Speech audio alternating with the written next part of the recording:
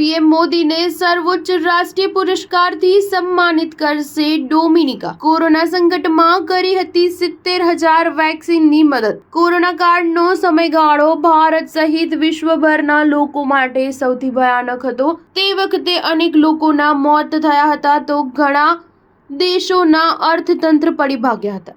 આ દરમિયાન ભારતના અર્થતંત્રને પણ ફટકો પડ્યો હતો। જો કે તેમ છતાં ભારતે તમામ જરૂરિયાતમંદ લોકોની મદદ કરવા માટે હાથ લંબાવ્યો હતો। કેન્દ્ર સરકારે અમેરિકા સહિત 150 દેશોની મદદ કરી દવાઓનો જથ્થો મોકલ્યો હતો, જેથી વિશ્વભરે નોંધ લીધી હતી। ત્યારે ડોમિનિકા દેશ આ મદદ બદલ વડાપ્રધાન નરેન્દ્ર મોદીને સર્વોચ્ચ રાષ્ટ્રીય સન્માન આપવાની છે।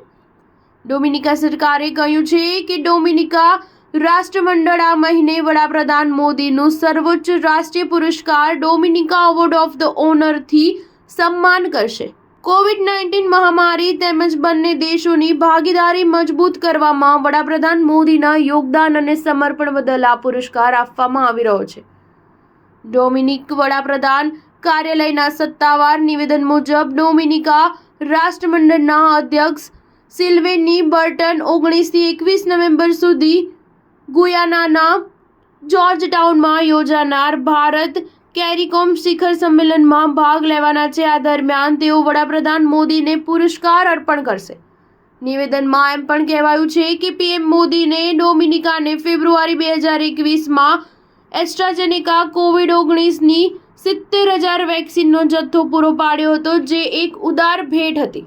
તેમની આ મદદના કારણે ડોમિનિકા પોતાના કેરેબિયાઈ પાડોશીઓનું સમર્થન મેળવવામાં સક્ષમ બન્યું છે।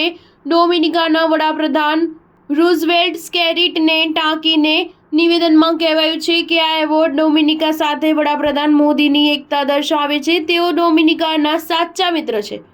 વૈશ્વિક આરોગ્ય સંકટ દરમિયાન તેમણે અમારા દેશની જરૂરિયાત પૂરી કરવામાં મોટું યોગદાન આપ્યું છે। સ્ટાર ન્યૂઝ 7 હંમેશા સચ્ચાઈની સાથે।